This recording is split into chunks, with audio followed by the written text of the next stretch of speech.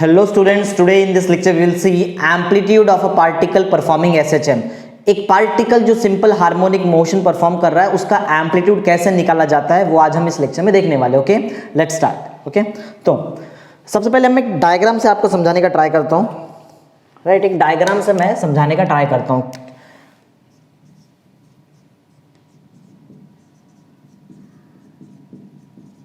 Okay, तो diagram कुछ ऐसा है कि हमारे पास यहां पर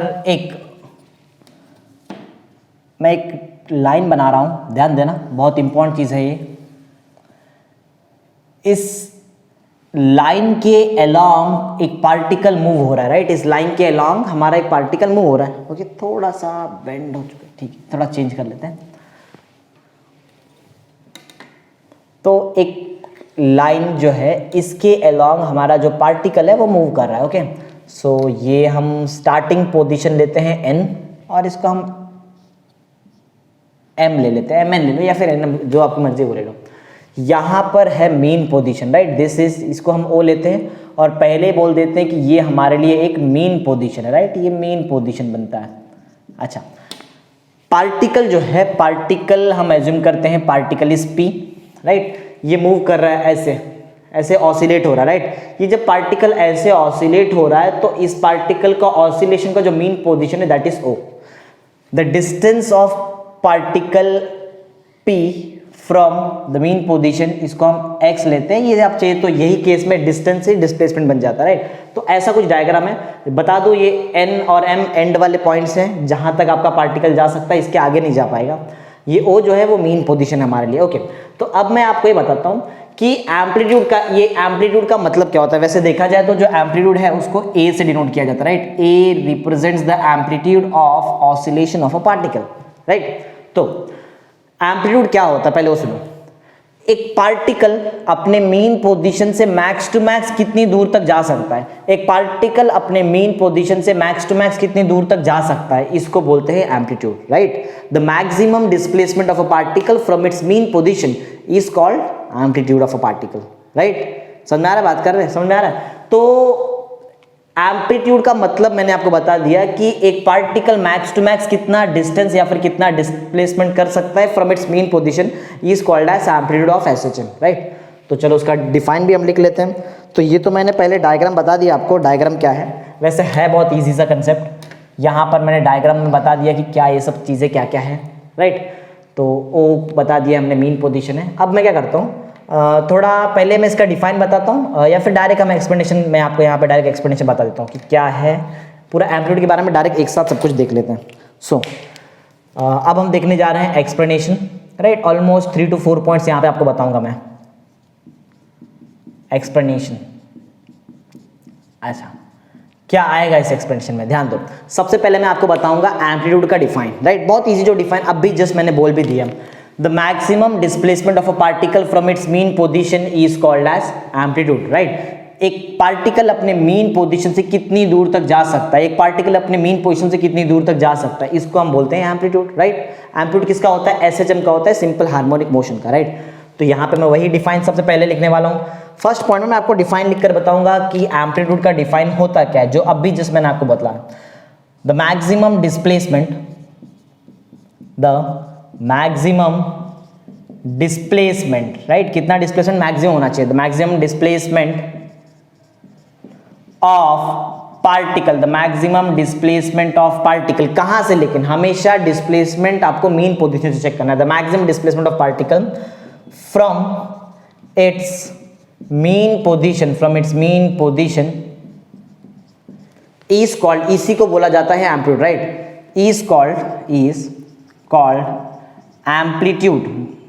राइट, एक कैपिटल भी आप लिख सकते हो, इज कॉल्ड एम्पलीट्यूड। अच्छा, एम्पलीट्यूड किसका होता है, एम्पलीट्यूड एसएचएम का होता है, is called amplitude of SHM. SHM means simple harmonic motion. Right, तो ये मैंने आपको बताया सिंपल हार्मोनिक मोशन के लिए एम्पलीट्यूड का डिफाइन। राइट, अब हम देखते हैं, थोड़ा मैथमेटिक्स देखते हैं। राइट, अगर समझो पार्टिकल P पे है, तो अगर इस पॉइंट पे अगर मुझे इसका डिस्प्लेसमेंट निकालना है तो डिस्प्लेसमेंट का इक्वेशन ऑलरेडी हमने देखा है। राइट, तो पॉइंट ऐसा है कि if the displacement of particle, the displacement जो पार्टिकल का डिस्प्लेसमेंट होता है, the displacement of particle is given by, इसका एक फॉर्मूला होता है, is given by the displacement of particle is given by x is equal to plus और minus of a sine of omega T plus phi लिखो या फिर alpha लिखो, चलता है राइट। मैं यहाँ पे फाई लिखता हूँ क्योंकि टेक्स्ट बुक में फाई दिया हुआ है, सिंपल राइट। ये है डिस्प्लेसमेंट का फॉर्मूला, सॉरी हाँ करेक्ट, ये डिस्प्लेसमेंट का फॉर्मूला है। अच्छा, लेकिन हमको डिस्प्लेसमेंट नहीं चाहिए, हमारा काम है मैक्सिमम डिस्प्लेसमेंट, डिस्प्लेसमेंट नहीं, हमारा जो इंटरेस्ट है that is in maximum displacement. अच्छा, कोई भी फॉर्मूला का आंसर मैक्सिमम कैसे निकाला जाएगा, ध्यान देना। RHS में हमारे पास दो चीज़ें, एक ट्रिग्नोमेट्री फंक्शन और एक a लिखा हुआ है राइट। तो ये जो ट्रिग्नोमेट्री फंक्शन है इसका मैक्सिमम वैल्यू हम चेक करते हैं, सिंपल सा लॉजिक है।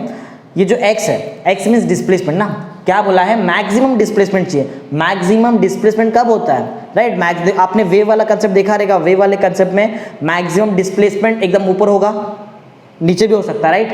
तो ये जो साइन है, साइन ट्रिग्नोमेट्री फंक्शन को जो मैक्सिमम वैल्यू होता है वो होता है कहाँ पे, वो होता है +1 पे राइट। साइन ट्रिग्नोमेट्री फंक्शन सबसे मैक्सिमम वैल्यू होता है 1, और साइन ये जो ट्रिग्नोमेट्री फंक्शन है इसका मिनिमम वैल्यू जो है वो सबसे है -1, मीन्स +1 ऊपर जाएगा तो और -1 नीचे आएगा। तो ये पार्टिकल तो मैंने ऐसा हॉरिजॉन्टल लिया है, एज्यूम कर लो यही पार्टिकल ऐसा ऑसिलेट कर रहा है, तो मैक्सिमम डिस्प्लेसमेंट अगर +1 है तो ऊपर जाएगा और -1 तो नीचे, ऐसा। तो बोलने का मतलब ये है कि अगर आपको डिस्प्लेसमेंट मैक्सिमम निकालना है तो आपको ये साइन का मैक्सिमम और मिनिमम वैल्यू दोनों लेना पड़ेगा राइट। तो पॉइंट ऐसा है, फॉर मैक्सिमम डिस्प्लेसमेंट, मैं थर्ड पॉइंट में लिख रहा हूँ राइट, फॉर मैक्सिमम डिस्प्लेसमेंट, अगर मुझे मैक्सिमम डिस्प्लेसमेंट से डील करना है right, for maximum displacement, third point हम यहाँ पे देख रहे हैं। तो आई होप अब तक जो मैंने सिखाया है वो सारी चीज़ें आपको क्लियर है राइट, क्योंकि इजी है, बिल्कुल भी हार्ड नहीं सिखा रहा हूँ, एकदम इजी चीज़ सिखा रहा हूँ राइट। फॉर मैक्सिमम डिस्प्लेसमेंट, अगर बहुत ज़्यादा डिस्प्लेसमेंट हो रहा है तो for maximum displacement, for maximum displacement, इस चीज़ के लिए हमको ये जो साइन है, sine of omega T plus phi, इसका आंसर या तो हमको +1 लेना पड़ेगा या तो -1 लेना पड़ेगा, तो ही जाके मैक्सिमम डिस्प्लेसमेंट पॉसिबल है। +1 तो पार्टिकल ऊपर जा रहा है, -1 तो नीचे आ रहा है राइट, साइन ट्रिग्नोमेट्री फंक्शन पता होगा आपको। तो ये वैल्यू अगर मैं यहाँ पुट करूँ तो मुझे मैक्सिमम डिस्प्लेसमेंट मिलेगा, और जो मैक्सिमम डिस्प्लेसमेंट है उसी को तो बोलते हैं एम्पलीट्यूड। चलो मैक्सिमम डिस्प्लेसमेंट निकालते हैं फोर्थ पॉइंट में। तो पॉइंट नंबर 4 ऐसा होगा कि फॉर मैक्सिमम डिस्प्लेसमेंट हमने देख लिया राइट। सो इसको कोई इक्वेशन देकर रख लेते, चलो हम let's consider this as equation number 1, इसको हम इक्वेशन नंबर 1 लेते हैं, और यहाँ पे वैसे ही फ्रॉम इक्वेशन 1 में पुट करके देखते हैं क्या होता है राइट। फ्रॉम इक्वेशन 1 यूज़ करते हैं और देखते हैं आंसर क्या आता है। जैसे ही मैं इक्वेशन 1 यूज़ करूँगा, इक्वेशन 1 में वैल्यू आप पुट कर दो, x will be equal to plus और minus of a sine of, अच्छा साइन लिखने की अब क्या जरूरत है क्योंकि हमारे पास पूरा आंसर ही अवेलेबल है राइट, साइन का पूरा आंसर अवेलेबल है। ये देख रहे हैं आप, ओमेगा टी प्लस अल्फा, इसका आंसर आपने प्लस और -1 लिया, प्लस और -1 यहाँ पे लिखने की जरूरत नहीं, ऑलरेडी प्लस माइनस यहाँ पे लिखना है तो लिख दो, कोई प्रॉब्लम नहीं बनता है राइट। चलो ये जब हम इसको सॉल्व करेंगे, will get the value of displacement, maximum displacement as plus और माइनस ऑफ a। देखो ये x अब डिस्प्लेसमेंट नहीं रहा है, ये x अब बन गया है मैक्सिमम डिस्प्लेसमेंट। जब मैंने ये पार्ट का आंसर +-1 लिया तो मैक्सिमम डिस्प्लेसमेंट बन गया। और आपको पता ही है मैक्सिमम डिस्प्लेसमेंट को ही तो बोलते हैं एम्पलीट्यूड। तो आपको समझ में आ गया है कि मैं हर बार एम्पलीट्यूड को a क्यों बोलता था, वो मैंने यहाँ पर आपको प्रूव करके दिया है कि द मैक्सिमम डिस्प्लेसमेंट का आंसर एम्पलीट्यूड क्यों बोला जाता है और उसको a ही क्यों लिखा जाता है। देखो यहाँ पे मैंने प्रूव कर दिया कि मैक्सिमम डिस्प्लेसमेंट को आपको a ही लिखना है, प्लस और माइनस ऑफ a होता है मैक्सिमम डिस्प्लेसमेंट राइट। सो ये जो हमने निकाला है, this is the required expression right, this is the required expression. और ये जो a है ना, ये a के बारे में चलो बता देते हैं, वेर इस a के बारे में बता दो, where this a is amplitude, इसी को बोला जाता है एम्पलीट्यूड राइट। ये है एम्पलीट्यूड, किस चीज़ का एम्पलीट्यूड, SHM का amplitude, amplitude of SHM mean simple harmonic motion right. और ये बता देते हैं कि हमारा रिक्वायर्ड एक्सप्रेशन है, this is the required expression right, this is the required expression for, किस चीज़ का रिक्वायर्ड एक्सप्रेशन है, रिक्वायर्ड एक्सप्रेशन है एम्पलीट्यूड का, this is the required expression for amplitude of particle right, this is the required expression for amplitude of particle। और ये particle क्या perform कर रहा है, amplitude of particle performing simple harmonic motion, right. तो ये जो हमने निकाला है ये this is the answer for amplitude, right.